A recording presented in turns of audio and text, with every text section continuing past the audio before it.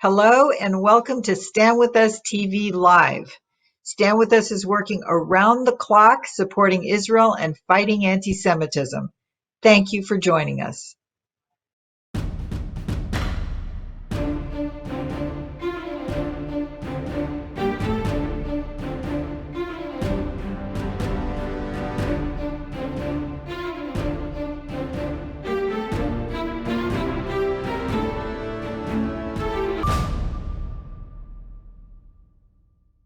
We have a great show for you today. Coming up, I'll be joined by the founder and CEO of the Institute for Black Solidarity with Israel, called IBSI. He is the former diversity outreach coordinator for the over 10 million member Christians United for Israel, that's CUFI, having served at CUFI for nearly 7 years. He is a pastor, professional musician, graduate of the San Francisco Conservatory for Music, and also the author of his latest book, Zionism and the Black Church, Why Standing with Israel Will Be a Defining Issue for Christians of Color in the 21st Century. He and his wife, Valerie, have been married for 31 years and have 6 beautiful children, ages 18 to 29. It is my absolute pleasure to introduce Dumisani Washington. Thank you for being with us. Hey, Roz, great to be with you today. We're so excited to have you and want to learn so much from you about everything, about all the things that you've done and why you've done them. Can we start from the beginning? Can we start learning a little bit about your background and what in your history has played a role in making you feel so pro-Israel, so connected to the state of Israel? Well, so go back to the beginning. I am, as a person who's brought up in the church, right? I was born in Little Rock, Arkansas. And I talk about this even in my book, which I know we'll touch on, but in Zionism and the Black Church, we talk about being brought up pretty much what I often call a spiritual Zionism. There is a deep identification with Israel and the Jewish people in the scriptures that is a very connected thing to often in terms of the Black history, Black American history. Again, no people are a monolith, but in terms of religious history, particularly in this country. So songs, teachings, everything having a lot to do with a connection between Israel and particularly the story of redemption, right? Coming out of slavery in Egypt, and those songs and those themes being very, very deeply connected to the Black church experience. My church experience was no different in that sense, what I call, again, a spiritual Zionism. For me, there was also, as a young adult, there was a fascination with the Jewish diaspora, right? The Jews actually in different places of the world, something just kind of captured my attention. I remember in the 80s, I guess it was probably during Operation Moses, and I was in high school. And I remembered seeing in a television broadcast, I was on my way outside, literally, and the TV was on, and it was the end of the broadcast, and they were talking about what was the Aliyah of the Ethiopian Jewish people, which I didn't know anything about in terms of Aliyah coming back to Israel, to the homeland from all over the world. And there were a picture of Ethiopian Jews who had gotten off the plane at Tel Aviv and were kissing the ground. I remembered seeing that picture. I was, like, again, in my late teens, but it captured me, right? It was just something that had just kind of stayed in my mind, and something I would think about from time to time over the years. From there, just learning and wanting to know more about the Jewish roots of my faith. When I was a little kid, I would read the Old Testament, probably more even than the New Testament, right? And so these stories of the patriarchs and, again, Moses, children of Israel, very, very deeply connected for me. The political part of it for me began later, as this part of the connection, I should say, was that I was also raised with a very, very strong sense of identity in terms of my Black American heritage. Again, my parents from the segregated South in Little Rock, Arkansas. So my mother would talk to me a lot about their experiences and everything, and not so much just the race experiences in terms of discrimination and everything, but about her thriving community in North Little Rock, Arkansas, right? About she knew the family of the Little Rock Nine, those who desegregated the Central High School. She was a very proud graduate of Scipio A. Jones High School, which was the only high school at that time that took Black students. So she spoke with a lot of pride, gave a lot of stories about life in North Little Rock, Arkansas. I didn't grow up there. I was born there, but we moved when I was a baby right to San Francisco. So I grew up in California, but such a strong sense of that. So these things connected, both the Israel part of it, my connection to my Black American heritage there from the South, so that when Israel would get demonized, when I began to come into that space and hear about the apartheid state, Zionism as racism, those types of things, the two things that were reaction from me. One was a pushback because I clearly understood what racism was. I clearly understood what Jim Crow segregation was, those types of things. So for it to just be used in any type of way, that really affected me emotionally.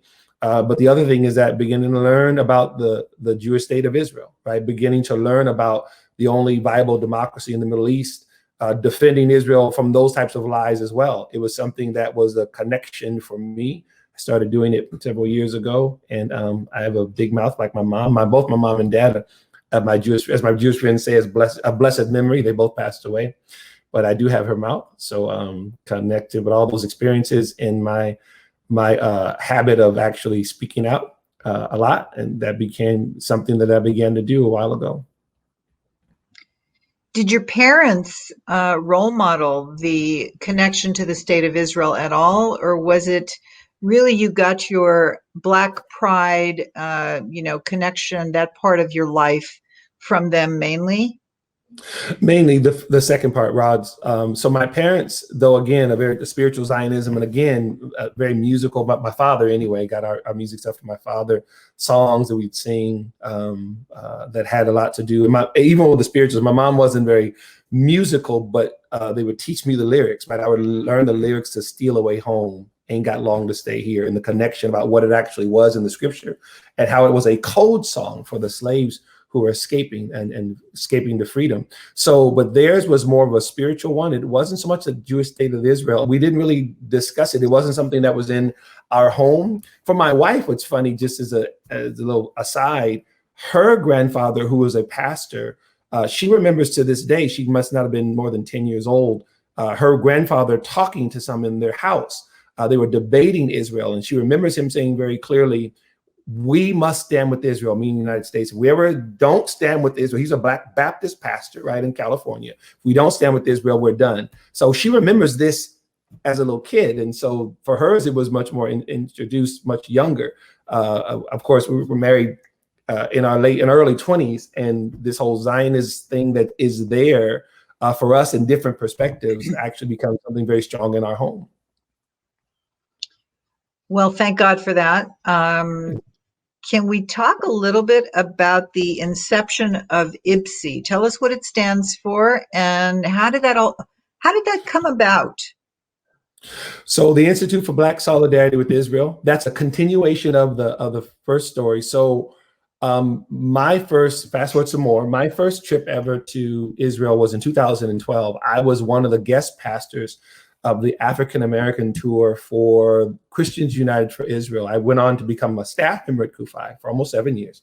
And I was not on staff at the time. I was invited by some of the leaders there very graciously. And I was just really touched by that, was able to go. Always wanted to go to Israel, something that was always a lifelong dream of mine. And just had an amazing time and a very spiritual experience at the hotel. I talk about that in my book. I won't get into the details here, but suffice to say, I came away from that experience with an even deeper and a very strengthened resolve to both promote Black Jewish solidarity, but also Israel, Africa. This is also something that for me as a young adult, Africa was and continues to be a passion, study both politics, history, the type of thing. So these things were kind of fused, if you will, at the hotel that time in December 2012. So when I got back, later on in that year, 2013, in doing some research, among other things, Roz, I found out about an organization called BASIC, Black Americans to Support Israel Committee, founded in 1975 by then Dr. King, who had been assassinated. His friends and family including Bayard Rustin, A. Philip Randolph, his wife, his father, Martin Luther King Sr. They were all members of this organization. And they were the Black Americans, many of them from the civil rights movement and from that era, and also from other parts of society, whether it was education, entertainment, sports athletes, were Arthur Ashe, I'm thinking Roy Campanella, the Dodgers catcher. These were members of this organization called Black Americans to Support Israel Committee. It doesn't exist anymore. Bayard Rustin was the gentleman who was the engine that made it go. He was actually one of the main architects of the March on Washington in 1963, and also one of Dr. King's main connectors, if you will, with the whole nonviolent struggle for change. That group inspired me. And even the way I found out about it, it was a very intense time as I was doing the research and seeing the historic attack on Israel ideologically was almost always, or I should say, the most stinging and the most effective propaganda, if you will, that came when it came against Israel, almost always had to do with race, right? Zionism is racism, lie. Zionism or Israel's apartheid state, lie, right? But there are always these lies that were actually taken from what I call the Black struggle for freedom, right? The people who actually experienced that. Not only was it not true what was being said about Israel, but it was denigrating both the experiences and the history of those who had actually gone through those things. And so being inspired by that group, I then started the Institute for Black Solidarity with Israel. The emphasis on Institute because our primary focus is education, teaching, sharing not just these historical things, but really connecting them to what's actually going on now. So I started IBSI in the late summer of 2013. I was the executive director and the main speaker for about a year, traveling across the country, doing colleges and campus churches, synagogues, having this discussion, just really emphasizing the importance of this synergy and the importance of this relationship. And then after that first year, went on staff with CUFI, and my son Joshua began to take over for IBSI for several years, and just recently returned back full-time with IBSI as the CEO and founder. Wow, you've told us so much, and honestly, I have never heard of BASIC. Never heard of it. So thank you for telling us about that. What a shame that it's not in existence, but thank goodness for IBSI. Well, let me just interject, Roz, on that for those who, just in case as you're watching, then you Google it, you won't find BASIC in Google. You'll have to actually go to our website because, again, by now, because it's been kind of forgotten by history. And I want to give a shout out to Gil Troy, who's a professor there in Israel and also an author. He wrote a book called Moynihan's Moment and some other articles. He's the one that somebody sent me one of his articles, and he mentions Bayard Rustin and BASIC then. I had never heard about it either. And it was, again, when I say it was intense for me, Roz, I'll say that I was aware then as I'm learning how Israel's being demonized. And one of the things I said to my wife was that, where was the Black community? I knew what Dr. King had done, right? I knew he was assassinated in 1968. So I wanted to know what was going on while Israel's being demonized, and while it's being demonized by basically exploiting the Black experience, right? Why? Because this is a theme that started with Yasser Arafat. We might get into that. What was going on? And so when I got that email, got some of those links, and I saw that not only was the Black community present and accounted for, but Bayard Rustin had started this organization, and all the who's who of these Black leaders were a part of it. It was a certain amount of redemption for me, right? It was an emotional moment for me. I told my wife, I said, I knew it. I knew that there were Black civil rights leaders and there were other leaders throughout the community who valued that relationship with Israel, knew what was actually going on, knew how Israel was being demonized. And so basically, you'd have to go to our website, IBSI-now.org, and then you can click on resources, and then you'll see the actual full-page ad from the New York Times. You'll see the people who were members. And again, history has forgotten. There are a couple of members who are still alive, but again, the organization, it said that once Bayard Rustin passed away, there wasn't really a continued thrust in terms of an organization. That didn't mean that Zionism was not alive and well in the Black community, but that organized effort wasn't there anymore. And so that was what we wanted to do, Roz, was kind of continue to move that forward and make those voices heard. Amazing. So now when we finish the show, I'm sure everybody is going to have to look on your website and take a new look at Black American support for Israel. I mean, it's brand new information, I think, for most people, Yeah, it is. because I'm That is, immersed in this and I never heard of it, yeah, basically. that is what we experience, Roz, as we're sharing a lot of the information that we share. People younger, older, sometimes if they're older, meaning, if they're from the civil rights era, if they remember some of those things, they may not have remembered some of the other details. Time passes on. And then, of course, some who are younger, who've never heard of those things, who didn't know. I don't need to tell you, Roz, there's so much anti-Zionism, obviously, on media and unfortunately academia, all of those things that even, unfortunately, Israel's enemies will even take historic figures like Dr. King and say things like, if he were here today, he would be anti-Israel. And just for the record, we never say those types of things with it. We don't attempt to speak for people posthumously, whoever they are. We set the record straight about what it is that they did say, how it is that they did advocate, if you will, and what the circumstances were around all those types of things. And what's remarkable, that's a thing, I was never considered myself a history buff or anything, but what I did find was that there are things, Mark Twain. Mark Twain said that history doesn't repeat, but it often rhymes. And you see those quite a bit. And this is what reminded me of in terms of the spiritual experience, right? Reading the scriptures, seeing different stories, seeing different things, principles play out, and go, wow, that's much like this here. This is the same thing when it comes to Israel. And when it comes to Israel and the Black community, when it comes to the Black Jewish experience, there are so many things that just continue to rhyme.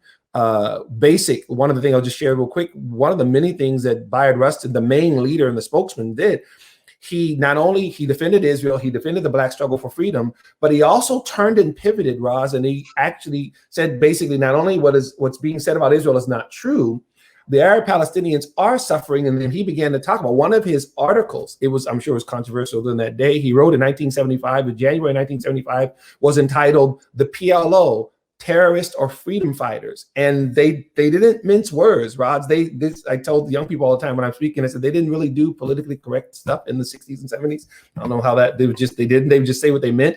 And he basically was defending even the Arab Palestinians who were being oppressed by their own people. And he warned the United Nations at the time of that UN resolution 3379, Zionism is racism, that he basically said, if the UN I'm paraphrasing, continues to give a pass to the PLO and its terrorism against Israeli civilians, we will have at some point other organizations across the world doing this same thing, right? He said, with a grudge against society. And basically what he was saying is that we're going to have global terrorism. He said, if the world continues to turn a blind eye to the terrorism that Yasser Arafat and the PLO is exacting on the Jewish people in Israel, this is going to be happening everywhere. And again, is one of what I call the Black prophetic voice, right? Just like Dr. King said, we must stand with all of our might to protect Israel's right to exist. Bayard Rustin said, hey, if we don't take this terrorism seriously against Israelis, we're all going to be dealing with it. And of course he was right, because global terrorism is a thing, where in 1975,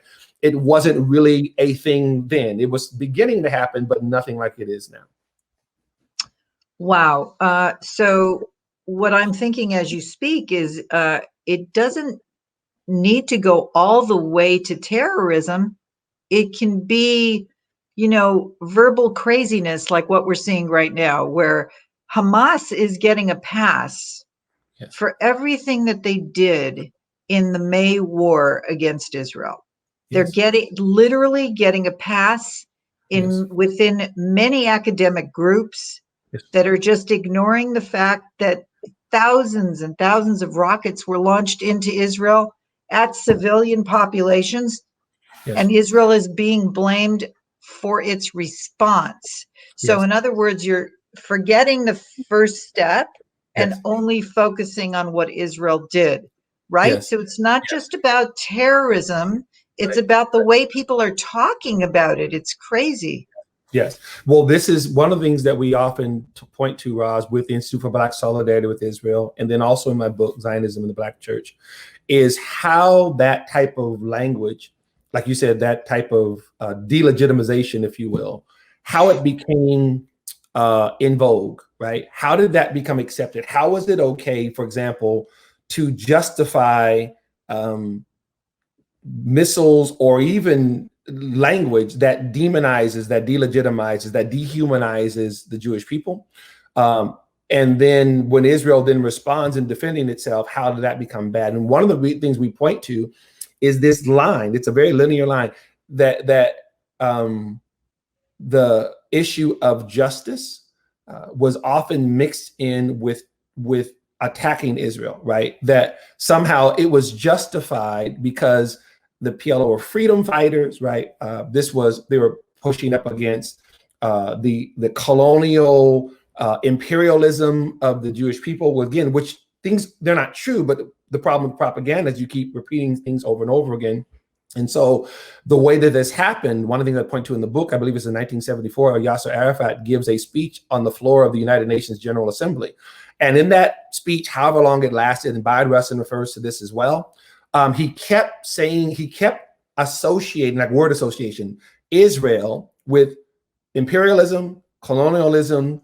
I don't know if he used the word fascism on that day, but he would talk about pushing up against racism and xenophobia. He kept attacking Israel with anything negative, but particularly in the instance of where there's justice, racism, those types of things. And Bayard Rustin pointed out that Yasser Arafat said it so many times, there were certain leaders that were now legitimizing what he was saying, if for no other reason than he just kept saying it over and over again. And this is part of what we saw. This was a anti-Zionism or an anti-Semitism that was fringe in the late 60s and early 70s. Now that has become more institutionalized. Now you have professors, heads of departments who use some of that same delegitimizing language against the Jewish people, apartheid state, Jim Crow, those types of things. None of those things are true, but they've been said for decades and they've gained legitimacy. And this is part of the why we have what we have on the campus is somehow then you are a true seeker of justice if you're anti-Israel. And if you're quote unquote pro-Palestinian, then you are more on the side of right, even though they can't define pro-Palestinian when they're talking about how the Palestinians are being oppressed by either the PLO or Hamas. So that we talk about how the origins of that whole reversing of reality was probably in the 1970s as Israel's enemies sought to exploit the Black community, and the Black civil rights experience kind of turned that on its head where Israel was concerned. I want to talk more about that thing, that exploiting the Black community by people who really do not mean well and are anti-Israel in the first place, and now they find these corridors to exploit. But before I do, I just want to welcome everybody on board here that's watching today. I want to make sure that you let us know where you're from and that you write in your questions in the comment section, and we'll try to get to as many as we can. So let's focus a little bit on this exploitation then and now. Yes. Dumisani, it is some crazy stuff we're looking at. What always boggles my mind is that people, they buy it. They get manipulated. And the intent just should be so obviously manipulative, but they buy it. What are your thoughts about that? Well, boy, we need about 3 more hours, but I'll condense it to like a couple of seconds. Thank you. Back to what yes, ma'am, no problem. Back to what we were saying about the origins of it. This is why, to me, history, that part of history is so important, because it gives you an idea. I tell young people all the time, when you're understanding what happened before, then you have a clear idea of what's happening now, and even more importantly, how to combat it, right?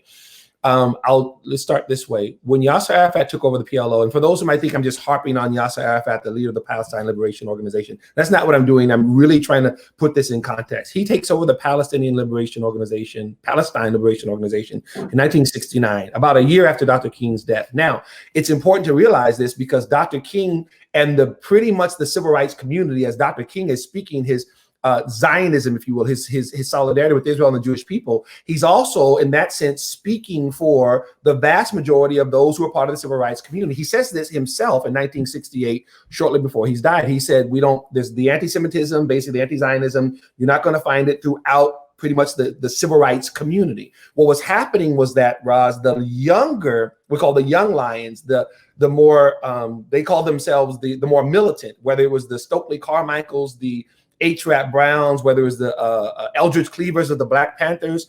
These were more radical in their approach. They didn't like the whole nonviolent struggle, and they were being manipulated in their passion by groups like the Palestine Liberation Organization. They reach out to them. They basically tell them, you're fighting against racism there. We're fighting against racism here. Those Jews have come to our land in the style of colonial settlers. They're not even real Jews. The whole thing, right? They start this whole thing, and they tell them, your struggle is our struggle. Unfortunately, it began to gain legitimacy. Let me give a quick pause. Eldridge Cleaver at that time, ladies and gentlemen, was the Minister of Information for the Black Panthers. He actually got red-pilled. We didn't call it that back then. He actually flees from justice, goes to Cuba. He finds out what real communism is because he's told these people are his friends, and they see how anti-Zionist they are. He goes to Algeria. He sees Black slaves in Algeria. He lives this way for about 7 years. He comes back a full-out staunch Zionist in support of Israel and Jewish people. It's usually not talked about in history. We teach that history as well. And why did he become a Zionist? Because of this very thing, Ross. He saw through the lies. He had to go through this whole experience, right? But he saw the inversion of reality. He saw Israel's enemies manipulating the passion of these younger Black civil rights leaders and turning it, right? It's almost like, again, in the Christian experience, we talk about this scripture that says a zeal for God, right? So they had this zeal, but they really weren't aware of what they were doing in terms of coming against Israel. They're being told that the Jews were their problem, that the Zionists, quote unquote, were their problem. It began to gain legitimacy, unfortunately. And we see even today, whether it's like an Angela Davis, right, who continues this same diatribe. It's not true. I've never talked to her myself. I believe that she believes it's true, but it's not true. Israel is not oppressing the Palestinians. Israel is not committing genocide against the Palestinians. And here's one of the things I often point out to people. Roz, this has been true for the 50 plus years that this technique has been used. The trick, unfortunately, and it's almost like a parlor trick, but unfortunately it works on when we're thinking emotionally, not really rationally.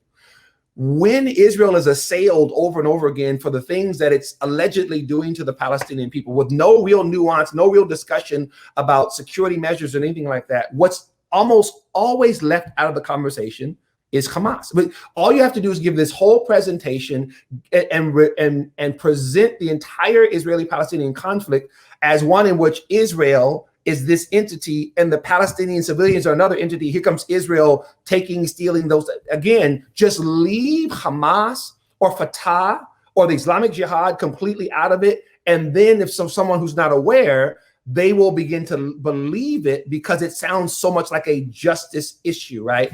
This is how it's happened, Roz. And so when you talk about the exploitation of the Black community, and when I use that term, not just those Black leaders, but those who are watching, right? Because Arafat's goal wasn't so much just to exploit Black people. He had a bigger thing. His thing was, let me get Black leaders, especially those of some sort of substance or weight, to say some of these same talking points, and then it will get legitimacy. Let me get a photo opportunity with these Black civil rights leaders, and then people will connect my struggle, which we know is a terrorist struggle against Israel, but they'll see it as a freedom struggle. It was successful for many different reasons. Again, and one of those other than I mentioned was that you had a willing media, right? I talk about in my book, Arafat dons the cover of Time, of Life. He's got cool shades on, right? He's like this, like he's airbrushed, I guess. I don't know if they had airbrushing back then. They present him as this cool, kind of speak truth to power kind of figure when he was actually a person who wanted to destroy Israel and was committed to genocide from the river to the sea. Again, even that phrase has become this cool thing, from the river to the sea. It was a call for genocide 50 plus years ago. It's still a call for genocide. That, Roz, is how they got it connected. Let's connect it and make it a civil rights struggle. Then people will look past or won't maybe even dig further into what's actually going on. It may sound simplistic to people, but it works for people if they're not aware, if they're not informed.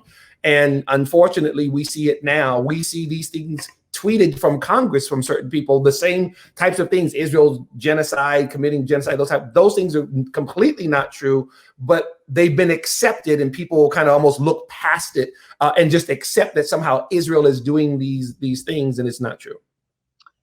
Isn't Israel like the worst committer of genocide ever, since the Palestinian population has grown so much all around Israel. I mean, they've got to be the worst committer.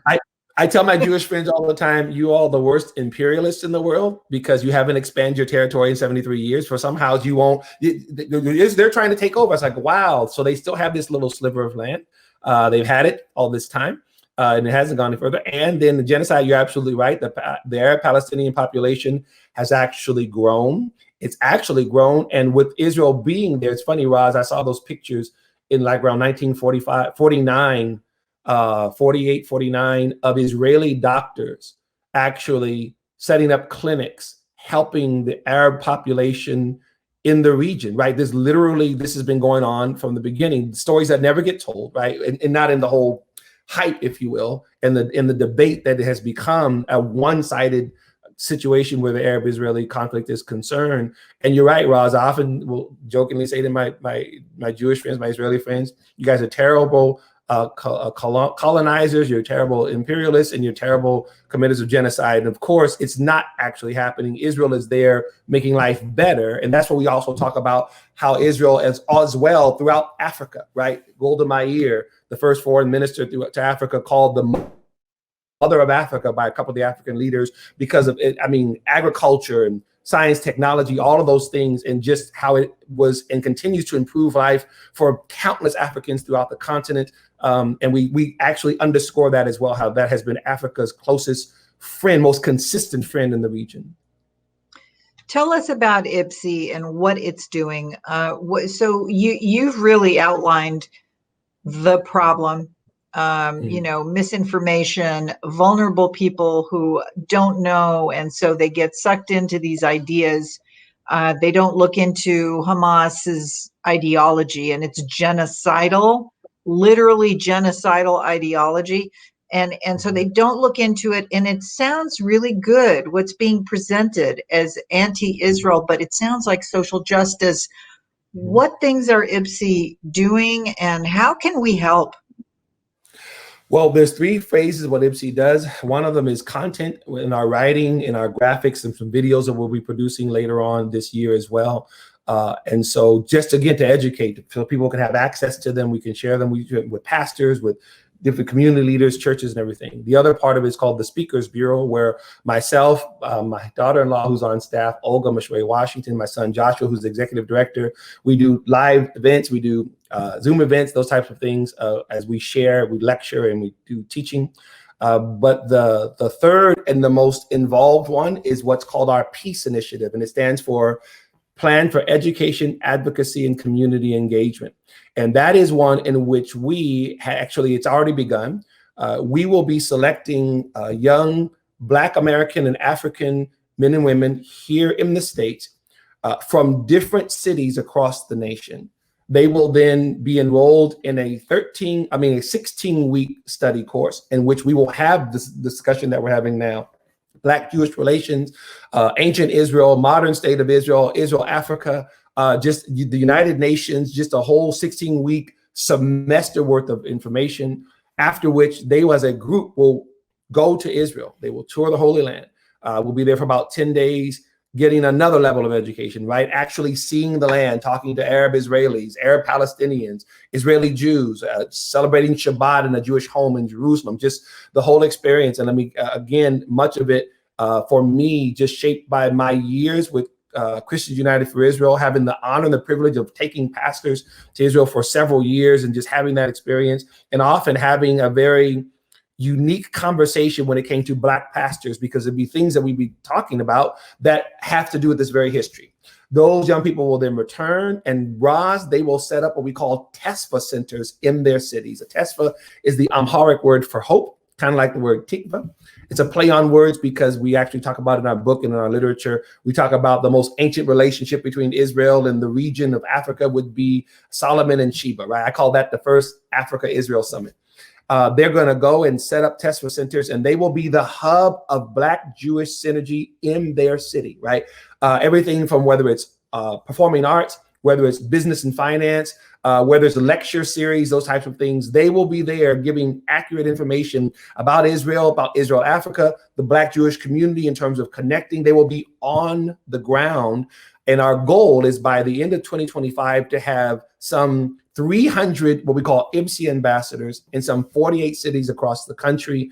And this is our major thrust right now. Our pilot program for peace, plan for education, advocacy, and community engagement has been fully funded. Again, shout out again to all of the donors who helped us accomplish that. And we are now in the phase of we're talking to pastors and community leaders around the country. We've targeted 4 cities. I can't name those cities, but there's 4 cities that we've targeted that several young people, 5 young people between the ages of 25 and 40 will be recruited from those cities to go through this training, this whole study course to go to Israel and then be planted back in their cities to be IBSI ambassadors. So we've begun that. They'll probably begin their study course late August, early September.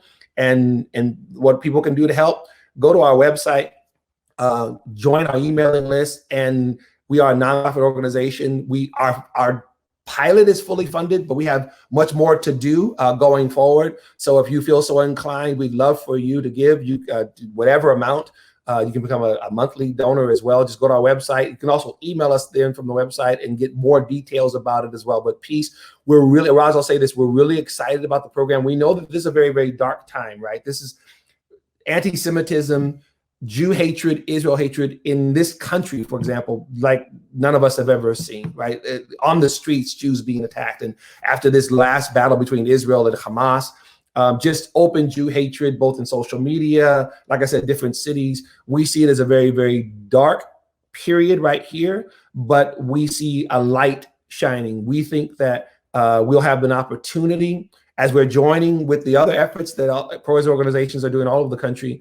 We have a focus that when it comes to the Black community, the Jewish community, and not just focus in the Black community, but these messages that are so important universally, just like Israel has been universally condemned by people because of this exploitation and this real twisting of narrative when it came to the Black experience. So we believe we'll have an opportunity to, with authentic education, push back on this and really provide a new direction when it comes to combating that type of anti-Semitism, that type of Jew hatred, that type of Israel hatred, and really help inform this generation. We're excited about the opportunity to do it.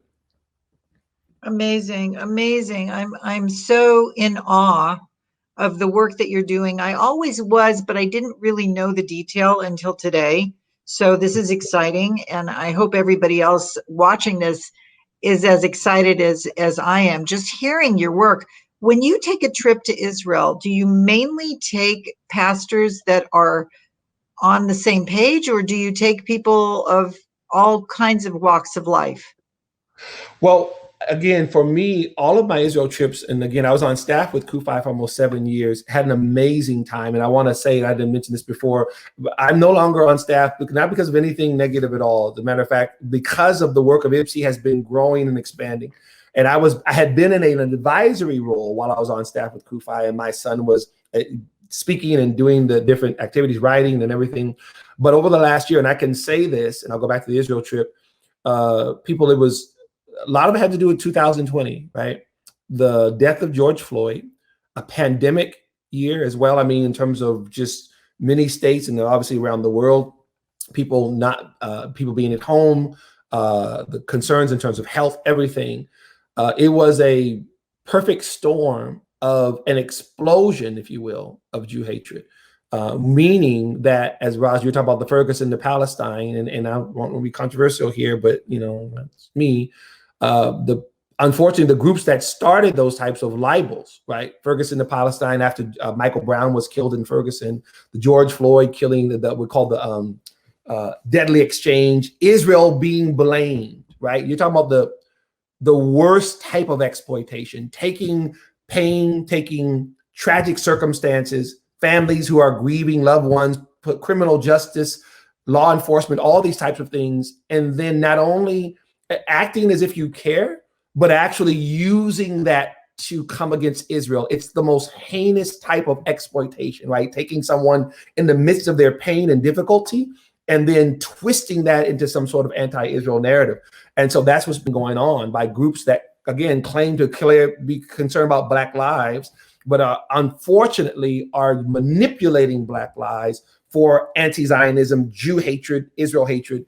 And so, Roz, when I would go to Israel with pastors, again, long before 2020, this whole exploitation was going on for a while. With CUFI, they would be pastors. Sometimes they'd be on the fence in terms of not knowing what they felt, maybe hearing certain things or whatever. And sometimes they were more definitely pro-Israel, but always needing more information and everything to become better advocates for Israel. So that was my role with CUFI. Where it changes here now with IBSI is that these will be young people from, I say young people because I'm 54, right? Between 25 and 40, young to me, but from all different walks of life. They may be pastors, they may be city councilmen, they may be educators, athletes, artists, performers, but people who are, one of the common denominators they'll have is a real deep connection to their community, whatever city they're from, right? Whatever community they're from, wherever they are members, where they might be on the board of their city council, they might be leaders of their NAACP chapter, right? They could be anything that they're actually doing, that they're actually involved in their community. And then there's some other things that we'll be kind of interviewing them for. So they will be people from different walks of life who then are open to have this conversation. And then there's some other things that we'll be kind of looking for, because there's a whole staff that we have that will be vetting these young people in terms of what it is that we know we're going to be doing, the direction that we're going in. So again, they may be clergy and they may be other parts of the community, throughout the community there in that city, but we feel are the ones that can take this journey and really articulate this vision in terms of this Black Jewish synergy for this generation. That is what we're focused on. When I mentioned BASIC, Black Americans to Support Israel Committee, with Bayard Rustin back in 1975 and the other leaders, Roz, they had a blueprint.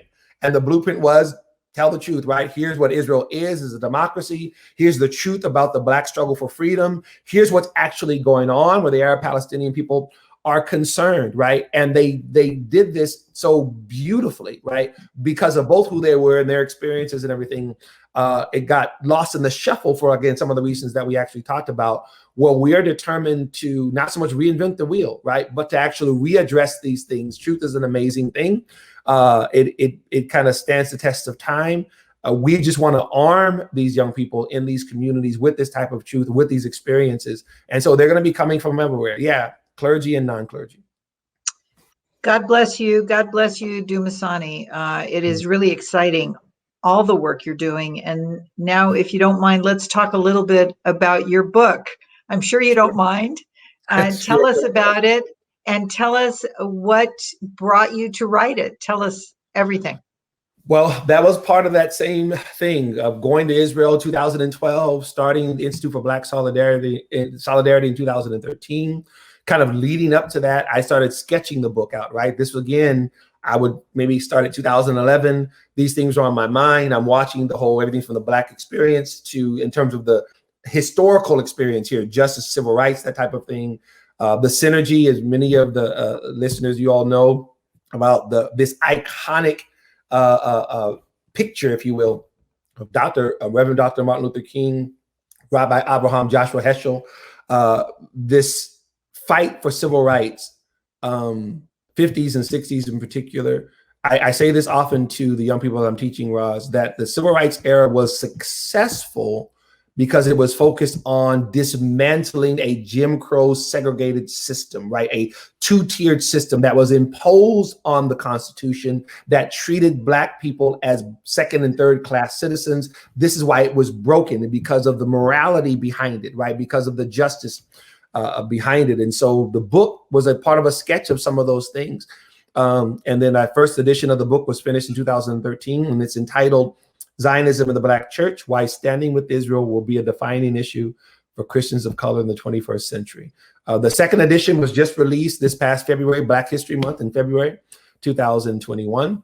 And it's been expanded in all of its chapters, particularly chapter 4, which is Dr. King's Pro-Israel Legacy, where we talk about his correspondence with former Prime Minister David Ben-Gurion, because we find that Dr. King was planning a mass pilgrimage, as David Ben-Gurion said, of the American Negro to the Holy Lands of Jordan and Israel, right? He was actually, November 1967, Dr. King was scheduled to take hundreds, possibly thousands of Black Americans to Israel on a Israel Holy Land tour, right? And it got changed, it got removed because the war that started in 1967 and the controversy surrounded it. Dr. King had rescheduled it. They were rescheduling it for the next year. And of course, he was assassinated on April the 4th, 1968.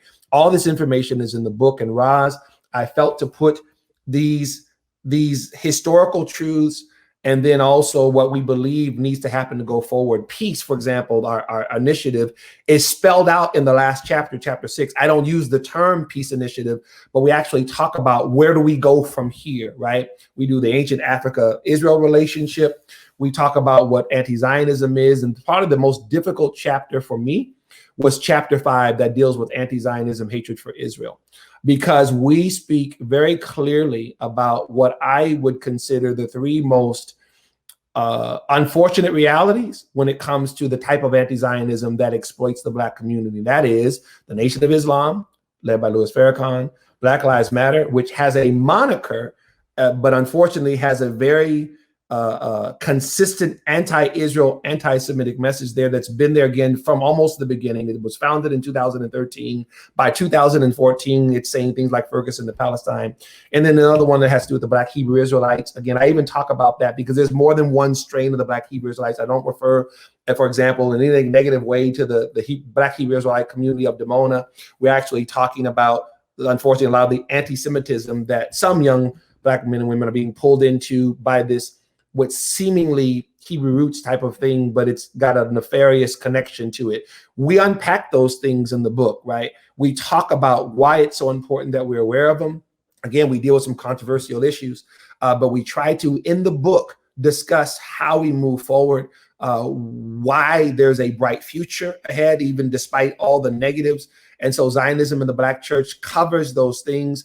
It's been going out in different places of the country, both in the Black community and obviously not the Black community as well. We've been getting some really good feedback from different ones who've been reading it. Some people have bought it. And they said, I ordered some more from my group that I study with and that type of thing. And we're grateful for that. So that's how the book came about. And we will be doing some more book events later on this summer. And then, of course, the website is there. People can order it and everything. And we'd love to hear from you as well. But it was a labor of love kind of connected with IBSI itself, right? So it has a lot to do. Even when the young people who will be doing their 16-week study course, a small section of that will be on Zionism in the Black Church. We'll kind of unpack some of those things that deal with the Black community, the Jewish community, as well as a lot of other topics they're going to be covering when it comes to Israel.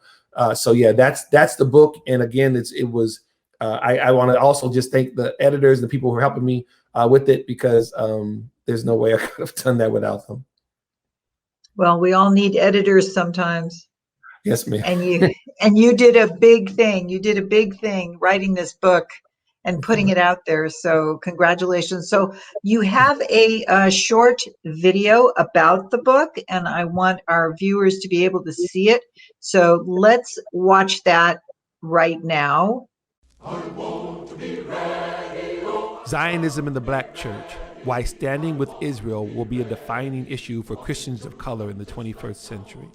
Zionism in the Black Church is a historic look at the 3,000-year relationship between Africa and Israel and the century-long synergy between Black and Jewish Americans, what the current challenges are, and why there's a bright path forward. It's a discussion of the Bible, music, politics, culture, and tradition. It's a story of tragedy and triumph, of pain and promise. It separates truth from fiction, reality from deception. It examines what came before in order to truly understand where we are now. It exposes decades of exploitation and reveals a remarkable persistence and strength of people whose destiny is bound together. A powerful destiny, a beautiful destiny. Zionism in the Black Church: Why Standing with Israel Will Be a Defining Issue for Christians of Color in the 21st Century, by Dumisani Washington.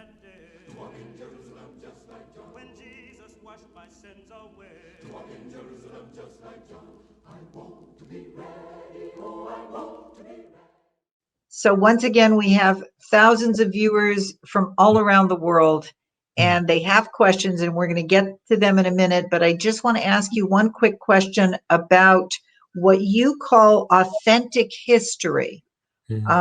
Could you elaborate a little bit about that and why that's so important to you?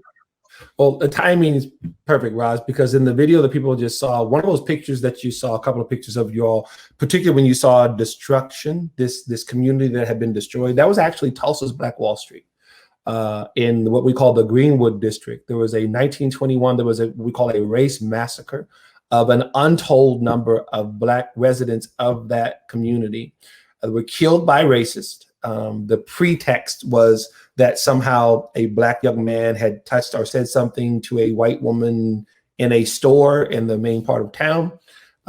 We found out that not to be true, right? But that became the reason why they came, they stormed, they destroyed Black Wall Street.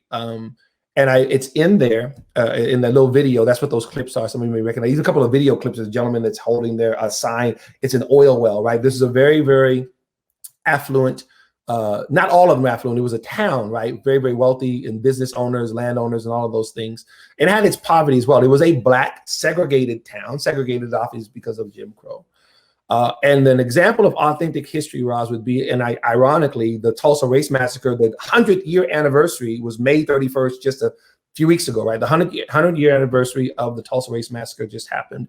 And we had a lot of talk about it in Congress and politicians and all those types of things, and which, you know, for better or worse, right? They're talking about different things about it. And I say better or worse because I'm not talking about the political manipulation of the story, just the actual story, right?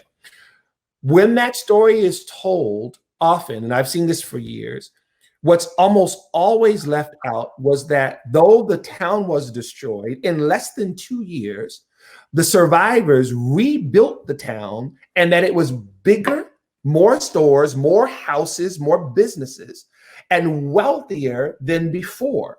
So the Black residents who had suffered the complete destruction of Tulsa's Black Wall Street, and again, we talk about the fact that the Tulsa Wall Street was only one of 20-something different, what we call Black Wall Streets throughout Oklahoma and the other parts of the world, right? So you had this emerging Black middle class and even wealthier class just a few decades after slavery, between 1865, now you have in the early 19-teens, these Black entrepreneurs, business owners, landowners, oil barons.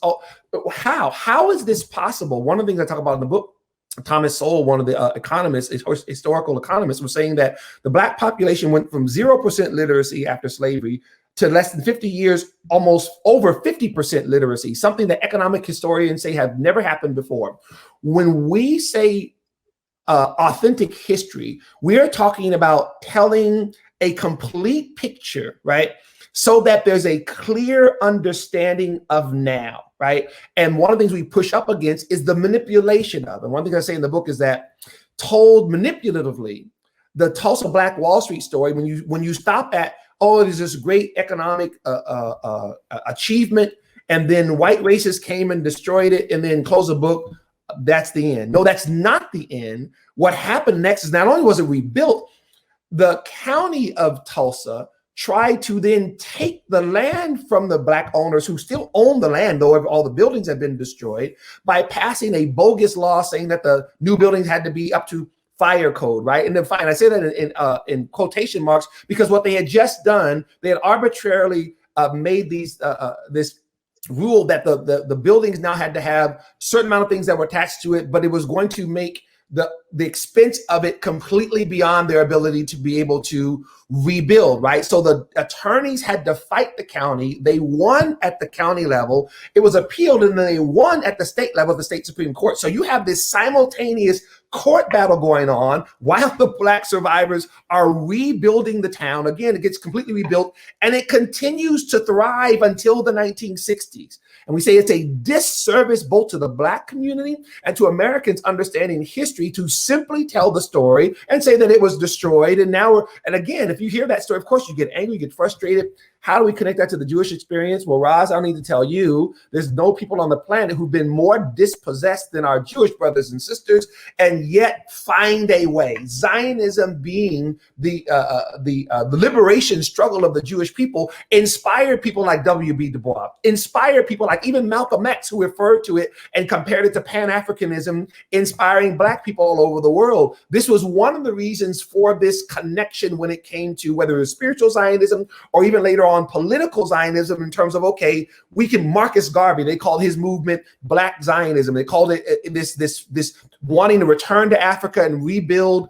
It captured the imagination. Our Jewish brothers and sisters have captured the global imagination about what's possible after you've lost everything. And this is what inspired those who rebuilt Black Wall Street. They were Christians, they loved God, and they worshiped God. The church was a prominent part of what they did. And by their faith and their commitment to family, rebuilt Black Wall Street. Their response to their haters was, we're going to rebuild, and it's going to be bigger than, better than ever. That's what we mean by authentic history, telling the whole story so that there's a better understanding and context.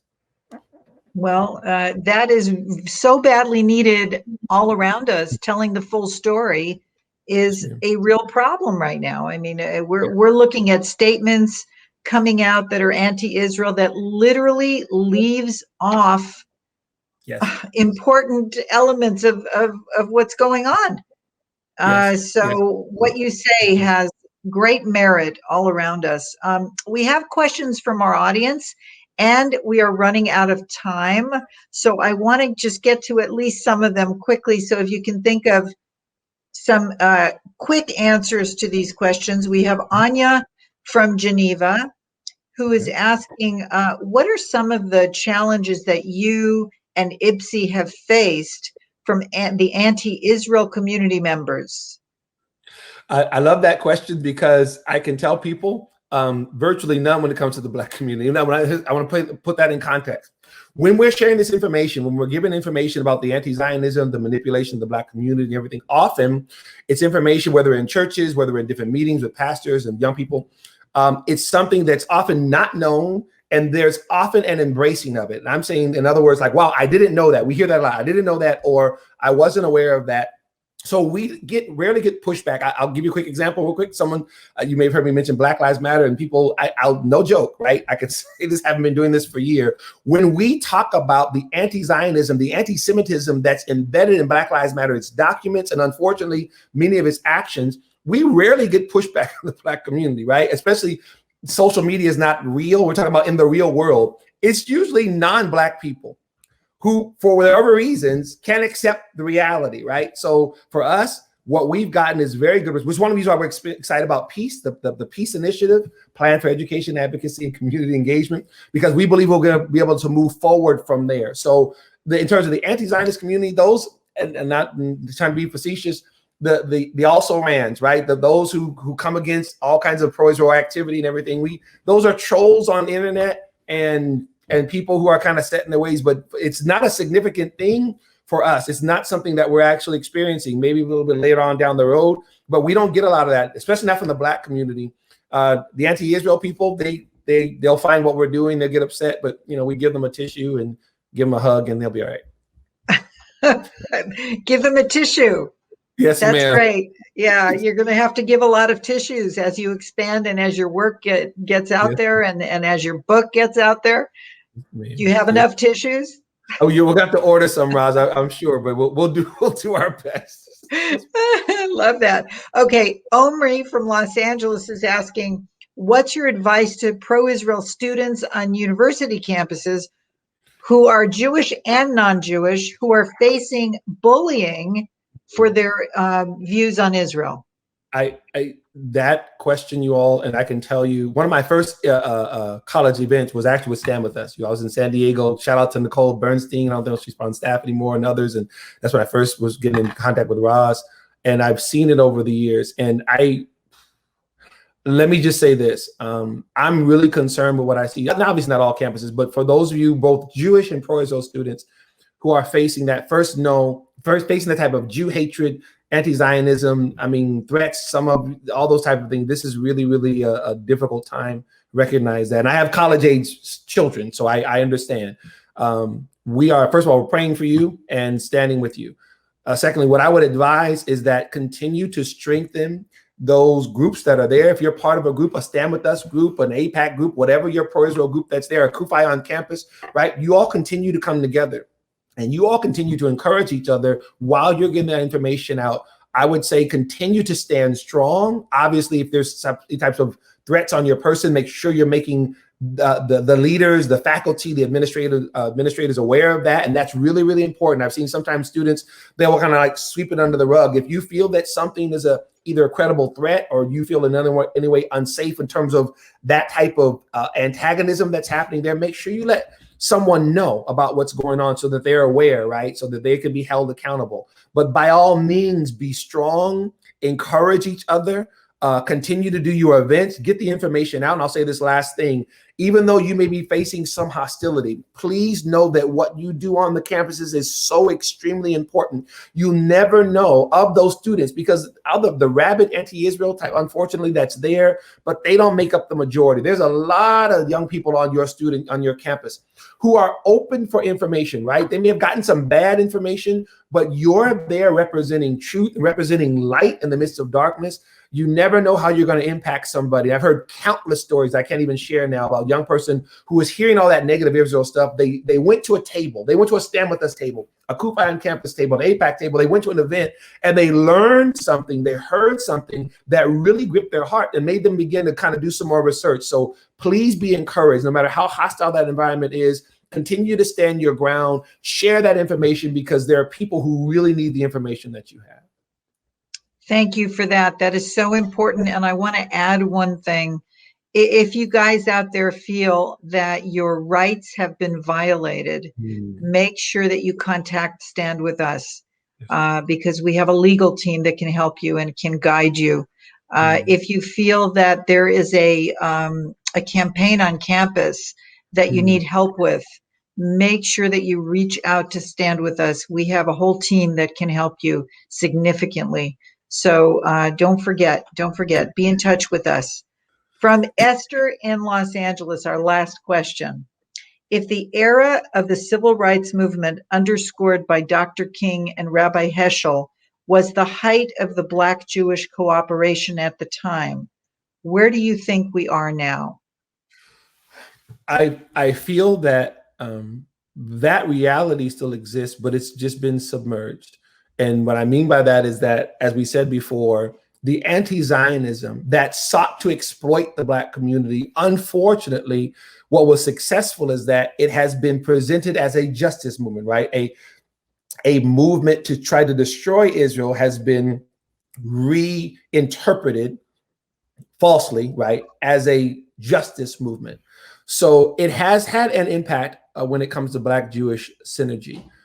So I feel that one of those other evidences of that, if you will, is that there are those who unknowingly and unwittingly lift up anti-Israel voices for the sake of social justice, right? They're willing to look past the anti-Zionism, the anti-Semitism of some leaders because of their other ideology, right? That somehow, if we talked about it before, the Women's March, and people like Tamika Mallory, who considers Louis Farrakhan a mentor of hers, right? He's extremely anti-Israel, right? It's been anti-Semitic for decades. None of this is new, but it legitimizes that. So people are willing to look past that, unfortunately. Black Lives Matter. They're fighting for justice. So therefore, them calling Israel an apartheid state, them calling state Israel committing genocide, them actually help pass critical ethnic studies courses, them blaming Israel for police brutality against Black people. Somehow I'm going to look past that because justice, right? And so